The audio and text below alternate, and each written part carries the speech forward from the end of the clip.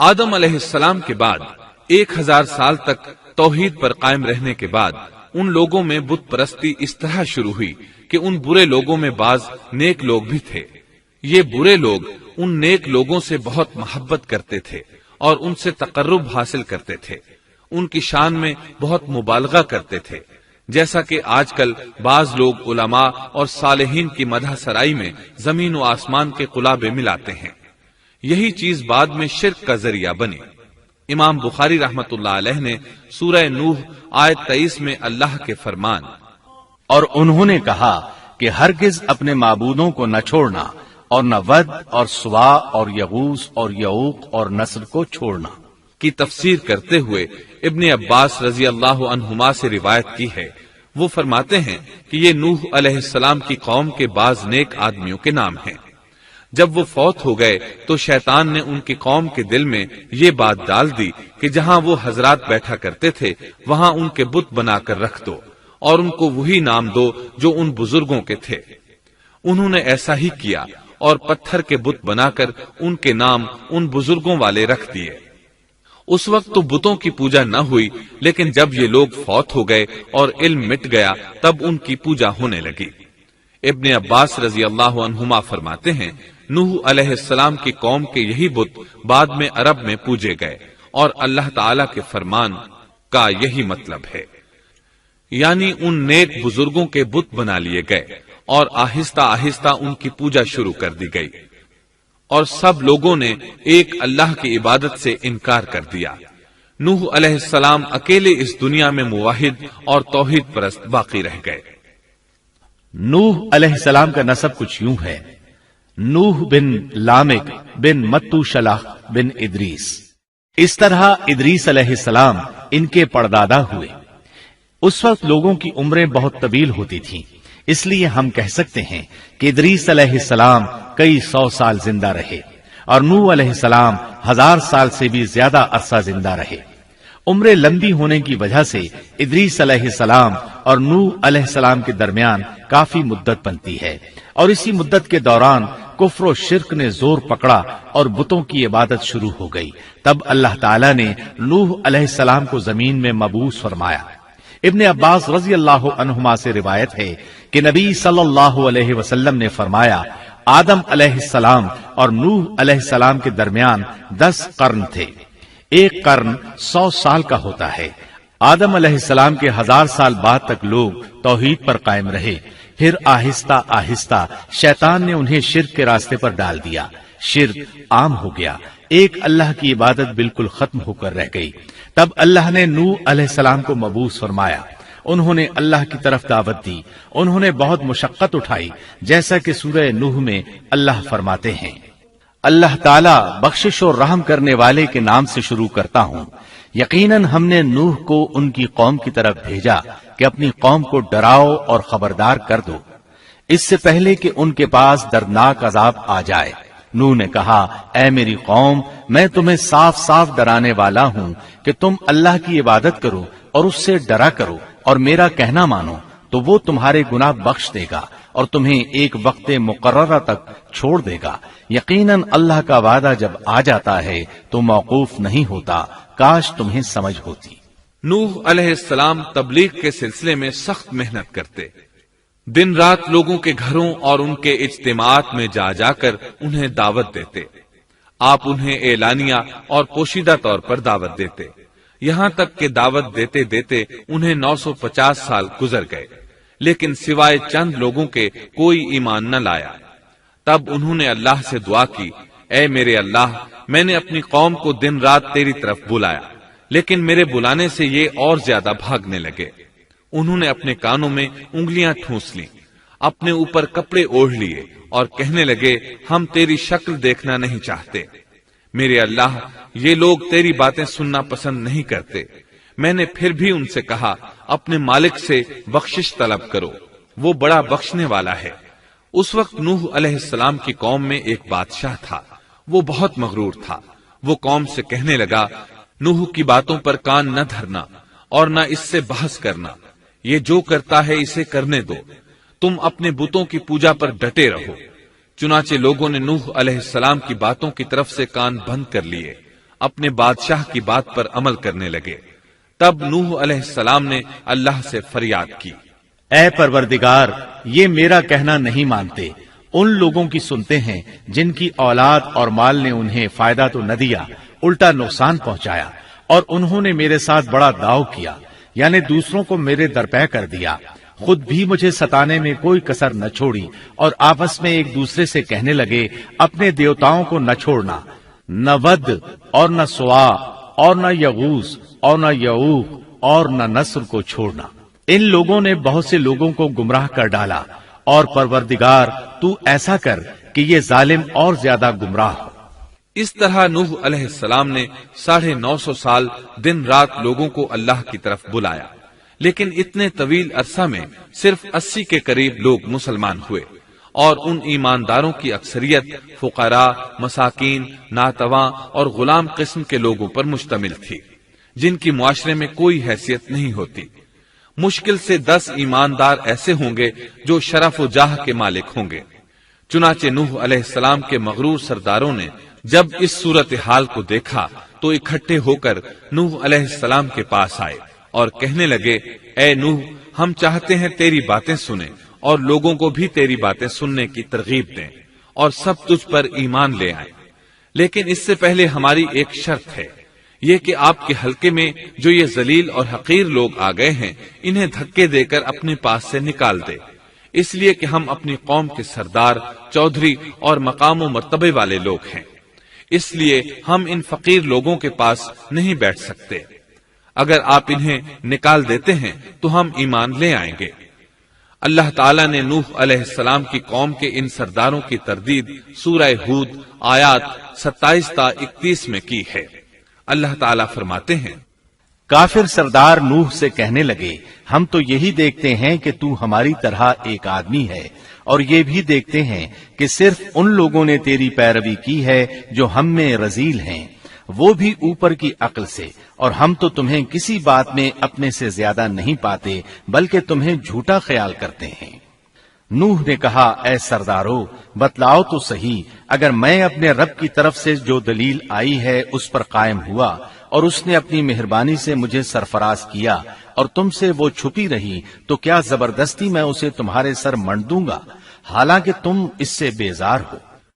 میری قوم والو، میں تم سے اس پر کوئی مال نہیں مانگتا، میرا ثواب تو صرف اللہ تعالیٰ کے ہاں ہے، نہ میں ایمانداروں کو اپنے پاس سے نکال سکتا ہوں، انہیں اپنے رب سے ملنا ہے، لیکن میں دیکھتا ہوں کہ تم لوگ جہالت کی بات کر رہے ہو۔ میری قوم کے لوگوں، اگر میں ان مومنوں کو اپنے پاس سے نکال دوں تو اللہ کے مقابلے میں میری مدد کون کر سکتا ہے؟ کیا تم کچھ بھی غور و فکر نہیں کرتے؟ میں تم سے یہ نہیں کہتا کہ میرے پاس اللہ کے خزانے ہیں اور میں غیب کا علم بھی نہیں رکھتا، نہ میں یہ کہتا ہوں کہ میں کوئی فرشتہ ہوں، نہ میرا یہ قول ہے کہ جن پر تمہاری نگاہیں ذلت سے پڑ رہی ہیں اللہ تعالیٰ انہیں کوئی نعمت دے گا ہی نہیں، ان کے دل میں جو ہے اللہ اسے بخوبی جانتا ہے، اگر میں ایسی بات کہوں تو یقیناً میرا شمار ظالموں میں سے ہوگا۔ اس پر نوح علیہ السلام کی قوم اور اکڑ گئی اور وہ کہنے لگے، اے نوح، بس بہت ہو گیا، تو نے ہمیں بہت ڈرا دھمکا دیا، اب اگر تو سچا ہے تو جس چیز کا وعدہ تو ہم سے کرتا تھا اس کو لے آ۔ نوح علیہ السلام نے ان کی بات سن کر کہا، عذاب لانا تو اللہ کا کام ہے، اللہ کو کوئی عاجز نہیں کر سکتا، اور جب اس کا عذاب آ جائے گا تو کوئی بھاگ نہیں سکے گا۔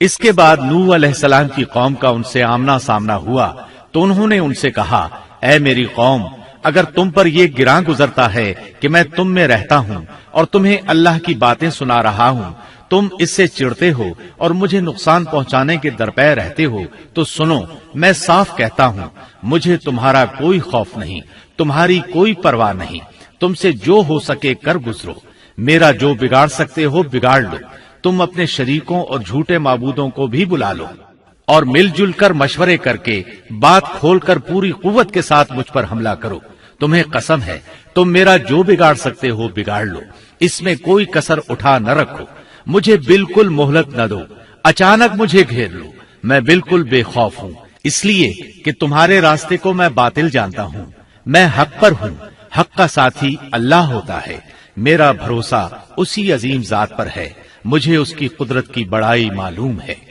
نوح علیہ السلام نے واضح الفاظ میں اپنی قوم کو چیلنج دیا، لیکن کسی میں طاقت نہ ہوئی کہ وہ نوح علیہ السلام کا مقابلہ کر سکے۔ چنانچہ کہنے لگے، اسے چھوڑ دو، یہ مجنون اور بے وقوف ہے، نعوذ باللہ۔ بہرحال معاملہ اسی طرز پر چلتا رہا، یہاں تک کہ سال ہر سال گزر گئے، لیکن کوئی مسلمان نہ ہوا۔ پھر پہاڑ پر رہنے والے لوگ روز بروز برائی میں ترقی کرتے چلے گئے، اور جو لوگ شروع میں ایمان لائے تھے ان کے علاوہ اور کوئی شخص ایمان نہ لایا۔ نوح علیہ السلام انہیں مسلسل دعوت دیتے رہے مگر بے اثر، یہاں تک کہ اللہ تعالیٰ نے نوح علیہ السلام کی طرف وحی کی کہ اب کوئی شخص ایمان نہیں لائے گا۔ اللہ تعالیٰ سورہ ہود میں فرماتے ہیں، نوح کی طرف وحی کی گئی کہ آپ کی قوم میں سے جو ایمان لا چکے ہیں ان کے سوا اور کوئی اب ایمان نہیں لائے گا، پس آپ ان کے کاموں پر غمگین نہ ہوں۔ مطلب یہ تھا کہ آپ غم نہ کریں، اللہ کا حکم اب پورا ہونے والا ہے۔ غور فرمائیں، نوح علیہ السلام کے جذبے کو دیکھیے، مسلسل 950 سال تک دعوت دیتے رہے، لوگ انہیں جھٹلاتے رہے، لیکن پھر بھی ان سے نا امید نہ ہوئے۔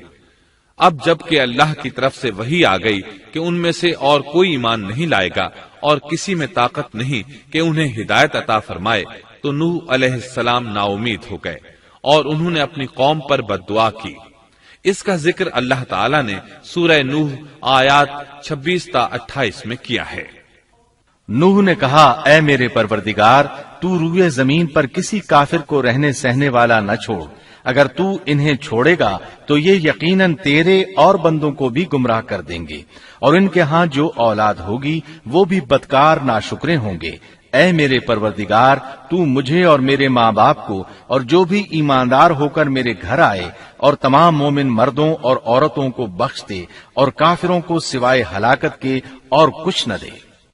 اللہ تعالیٰ فرماتے ہیں کہ جب نوح علیہ السلام نے ہمیں مدد کے لیے پکارا تو پھر ہم نے اس کی مدد کی اور اسے ایک بڑی کشتی بنانے کی وحی کی، لیکن نوح علیہ السلام نہیں جانتے تھے کہ وہ اتنی بڑی کشتی کیسے بنائے، اور نہ ہی وہ بڑھئی تھے کہ اس کام سے واقف ہوتے۔ اس لیے اللہ تعالیٰ نے ان کی طرف یہ وحی کی کہ ہماری آنکھوں کے سامنے اور ہماری وحی کے مطابق ایک کشتی تیار کرو۔ اللہ نے وحی کے ذریعے ان کی رہنمائی کی کہ وہ اس طرح کریں، اور مزید تعلیم کے لیے جبرائیل علیہ السلام کو بھیج دیا۔ وہ انہیں بتلاتے گئے کہ اس طرح کشتی تیار کرو۔ نوح علیہ السلام ایک پہاڑ پر رہتے تھے، ان کے ارد گرد درخت نہیں تھے، نہ پانی تھا، چنانچہ انہوں نے بہت سے درخت اگائے، پھر ان کو کاٹا اور پہاڑ پر بیٹھ کر کشتی تیار کرتے رہے۔ آپ بڑے بڑے تختے بناتے اور لوہا لاتے اور ان سے کیل تیار کرتے، پھر ان کیلوں کو تختوں میں ٹھوکتے، آپس میں ان تختوں کو ملاتے، یہاں تک کہ ایک بہت بڑی مضبوط اور دیو ہیکل کشتی تیار ہو گئی۔ ایک روایت کے مطابق نوح علیہ السلام نے اس کو 100 سال میں تیار کیا۔ یہ تھی وہ کشتی جسے نوح علیہ السلام نے اللہ کی ہدایت کے مطابق تیار کیا تھا۔ سورۃ القمر آیت 13 میں ارشاد ہوتا ہے، اور ہم نے نوح کو اس کشتی میں سوار کیا جو تختوں اور کیلوں سے بنی ہوئی تھی۔ نوح علیہ السلام نے دعوت کا کام چھوڑ دیا اور کشتی بنانے لگے۔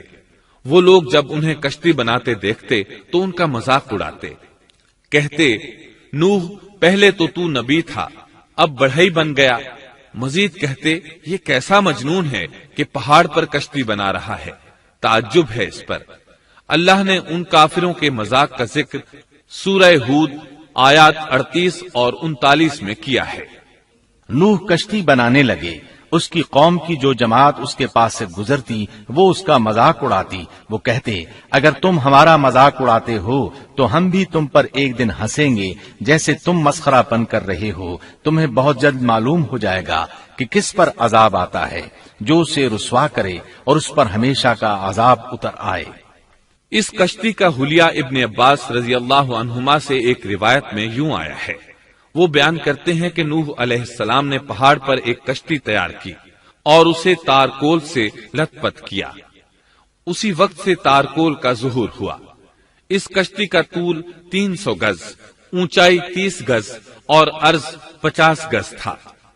ایک اندازے کے مطابق اس کا طول 1 کلومیٹر سے زیادہ تھا اور اس کی بلندی اور گہرائی کے بارے میں کہا گیا ہے کہ 30 ہاتھ تھی، اور یہ کشتی عام کشتیوں کی طرح اوپر سے کھلی ہوئی نہیں تھی، بلکہ جس طرح اس کو نیچے سے بند کیا گیا تھا اسی طرح اوپر سے بھی بند کیا گیا تھا، تاکہ اوپر سے جو بارش برسے وہ انہیں نقصان نہ دے، اور جس طرح نیچے والے غرق ہونے سے محفوظ رہیں اسی طرح اوپر والے بھی محفوظ رہیں۔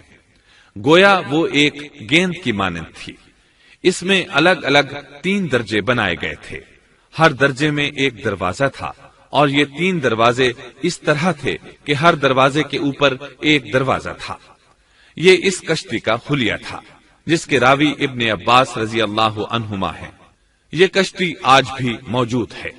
اللہ تعالیٰ نے اس کشتی کو بطور عبرت اور نشانی کے باقی رکھا ہے، جیسا کہ اللہ تعالیٰ فرماتے ہیں، اور بے شک ہم نے اس واقعے کو نشانی بنا کر باقی رکھا، پس ہے کوئی نصیحت حاصل کرنے والا۔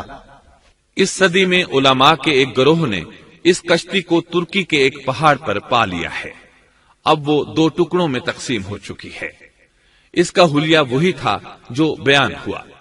اللہ کا فرمان سچا ثابت ہو گیا کہ ہم نے اس کو نشانی بنا کر باقی رکھا ہے۔ اس کے بعد طوفان آیا۔ اللہ تعالیٰ نے نوح علیہ السلام کو اس طوفان کے ظہور کی ایک نشانی اور علامت بتلائی تھی۔ نوح علیہ السلام کے گھر میں ایک تنور تھا۔ اللہ نے فرمایا، جب یہ تنور جوش مارنے لگے اور پانی اس سے ابلنے لگے تو سمجھ لینا اللہ کا وعدہ آ گیا۔ چنانچہ اس وقت مومنوں کو اور اپنے اہل و عیال کو اور زمین پر بسنے والے تمام جانوروں کا جوڑا جوڑا اس کشتی میں سوار کر لینا۔ تنور سے کیا مراد ہے، اس کے متعلق مفسرین میں اختلاف ہے۔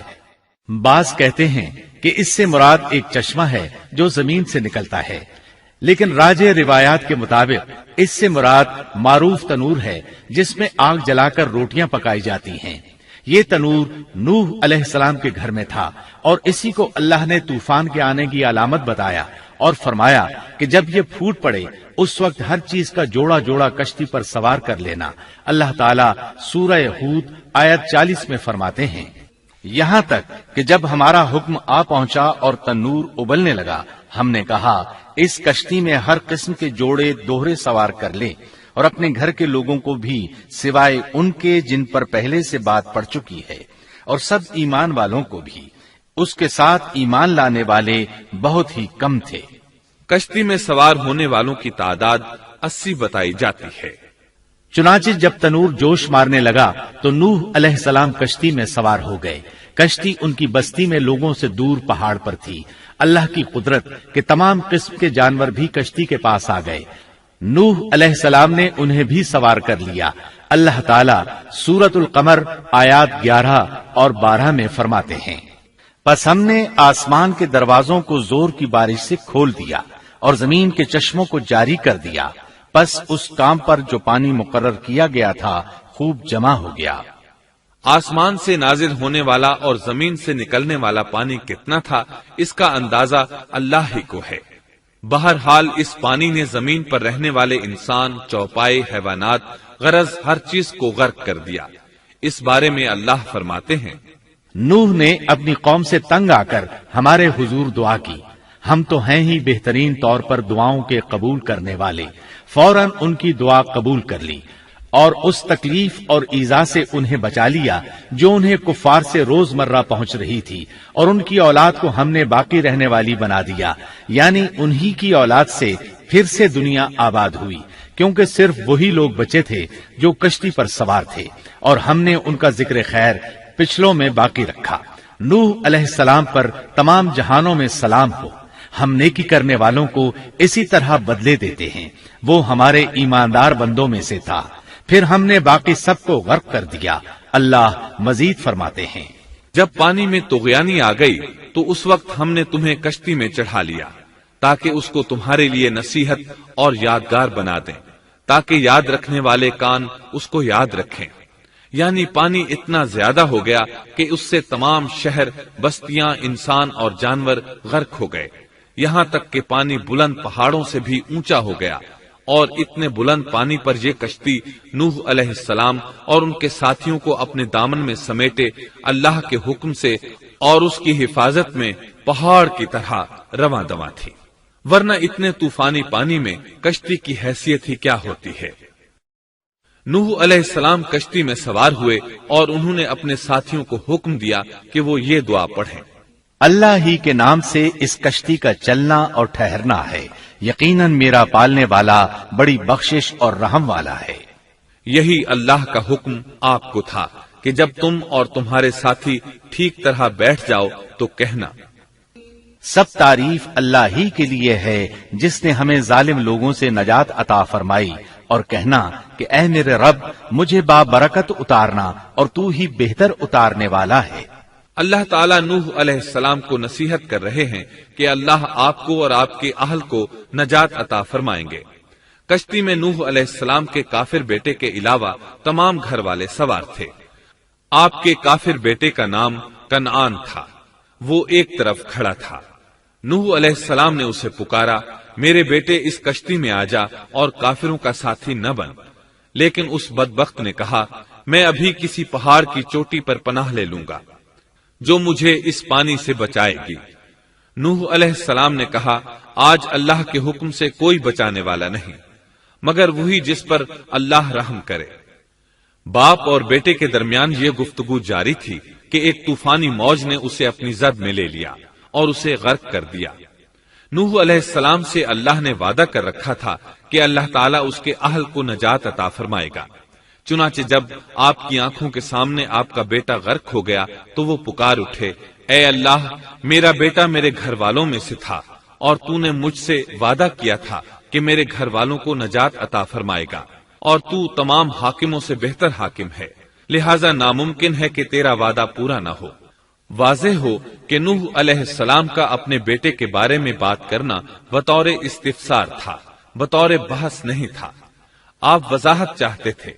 اللہ تعالیٰ نے فرمایا، اے نوح، وہ تیرے اہل سے نہیں تھا کیونکہ وہ کافر تھا۔ کفر نسب کو ختم کر دیتا ہے۔ ایک مومن کا دوسرے مومن سے تعلق ایک مسلمان بھائی کے کافر بھائی سے تعلق سے زیادہ بڑا ہے، اور حقیقی اخوت وہ ہے جس کی بنیاد ایمان پر ہو۔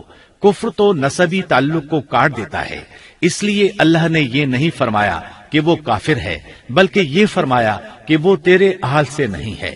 ہمارے لیے بھی یہی حکم ہے، کسی مومن کا کافر کے ساتھ رشتہ نہیں ہو سکتا۔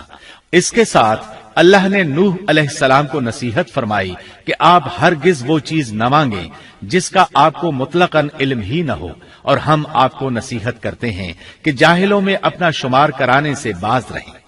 جب نوح علیہ السلام یہ بات جان گئے کہ ان کا سوال واقعے کے مطابق نہیں تھا تو فوراً اس سے رجوع کر لیا اور اللہ تعالیٰ سے اس کی رحمت اور مغفرت کے طالب ہوئے۔ اس موقع پر انہوں نے دعا کی۔ نوح علیہ السلام نے کہا، اے میرے پروردگار، میں تیری ہی پناہ چاہتا ہوں اس بات سے کہ تجھ سے وہ مانگوں جس کا مجھے علم ہی نہ ہو۔ اگر تو مجھے نہ بخشے گا اور تو مجھ پر رحم نہیں کرے گا تو میں خرابی والوں میں ہو جاؤں گا۔ یہ دعا انہوں نے مانگی۔ اپنے بیٹے کے متعلق سوال کے علاوہ نوح علیہ السلام نے اللہ تعالیٰ کی کوئی نافرمانی نہیں کی اور نہ اپنے نفس پر کسی نافرمانی کو شمار کیا۔ کشتی نوح علیہ السلام اور ان کے ساتھیوں کو لیے پانی کی موجوں پر بلند ہو رہی تھی، اور زمین پر موجود ہر چیز، انسان، حیوانات، چوپائے، پرندے غرق ہو چکے تھے۔ ان میں کوئی بھی باقی نہیں بچا تھا۔ اگر کوئی زندہ بچا تھا تو کشتی والے۔ ابن عباس رضی اللہ عنہما سے روایت ہے کہ نوح علیہ السلام اور ان کے ساتھی 6 ماہ کشتی میں رہے، اور بعض روایات میں یہ بھی ہے کہ وہ محرم کی 10 تاریخ کو کشتی سے نیچے اترے۔ آخر اللہ کے حکم سے طوفان رک گیا۔ اللہ نے زمین کو حکم دیا کہ وہ تمام پانی کو نگل جائے۔ زمین نے سارا پانی نگل لیا، زمین خشک ہو گئی۔ اللہ تعالیٰ سورہ ہود آیت 44 میں فرماتے ہیں، اور فرما دیا گیا کہ اے زمین اپنے پانی کو نگل جا، اور اے آسمان بس کر تھم جا۔ اسی وقت پانی سکھا دیا گیا اور کام پورا کر دیا گیا، اور کشتی جودی نامی پہاڑ پر جا ٹھہری، اور فرما دیا گیا کہ ظالم لوگ اللہ کی رحمت سے دور ہیں۔ کشتی جودی پہاڑ پر جا کر ٹھہر گئی۔ اب انہیں حکم ہوا کہ سلامتی کے ساتھ کشتی سے اتر آئیں، آپ پر بھی برکت نازل ہوگی اور ان قوموں پر بھی جو آئندہ آپ کی نسل سے پیدا ہوں گی، اور آپ کی نسل میں سے کچھ لوگ ایسے بھی ہوں گے جنہیں ہم فائدہ تو ضرور پہنچائیں گے، پھر انہیں ہماری طرف سے دردناک عذاب پہنچے گا۔ بہت سی روایات میں یہ بات مذکور ہے کہ نوح علیہ السلام ایک لمبی مدت یعنی 6 ماہ کشتی میں طوفان تھم جانے کا انتظار کرتے رہے۔ آپ نے طوفان کے حالات معلوم کرنے کے لیے ایک کبوتر بھیجا جو واپس آ گیا، اسے پاؤں رکھنے کو جگہ نہ ملی۔ اسے دوبارہ بھیجا گیا تو وہ پھر واپس آ گیا۔ چند دن بعد اسے پھر بھیجا گیا تو وہ اپنی چونچ میں زیتون کی ایک ٹہنی لیے ہوئے تھا۔ اس سے نوح علیہ السلام نے معلوم کر لیا کہ پانی زمین سے کچھ ہی اونچا رہ گیا ہے اور درخت وغیرہ اگ چکے ہیں۔ کچھ دن بعد اسے پھر بھیجا گیا۔ اس مرتبہ وہ واپس لوٹا تو اس کے پاؤں خاک آلود تھے۔ نوح علیہ السلام نے سمجھ لیا کہ طوفان رک گیا اور زمین خشک ہو چکی ہے۔ سیرت کی کتب میں یہ واقعہ موجود ہے۔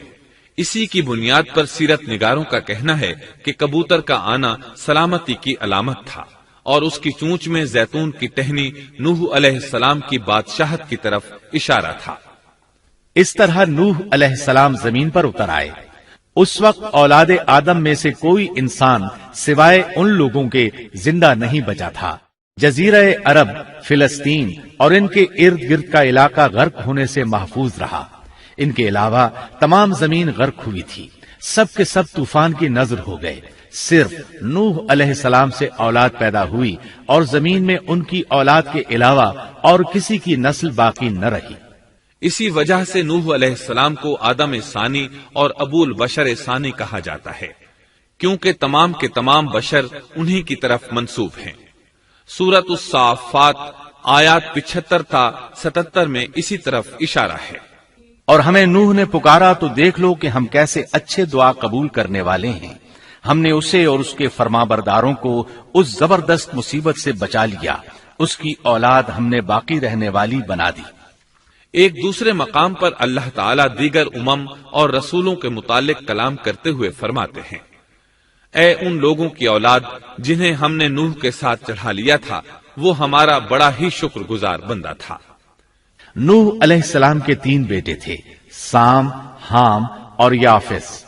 سام کی نسل زیادہ تر سفید رنگت کی تھی اور بہت کم لوگ ان میں سیاہ فام تھے، البتہ کچھ ان میں گندمی تھے۔ حام کی اولاد کی اکثریت سیاہ فام تھی، ان میں بہت کم لوگ سفید رنگ کے تھے، اور یافس کی اولاد سرخی مائل رنگ کی تھی۔ عرب اور بنو اسرائیل سام کی اولاد ہیں، تمام حبش حام کی اولاد ہیں، ترک اور مشرقی ایشیا کے لوگ یافس کی اولاد ہیں۔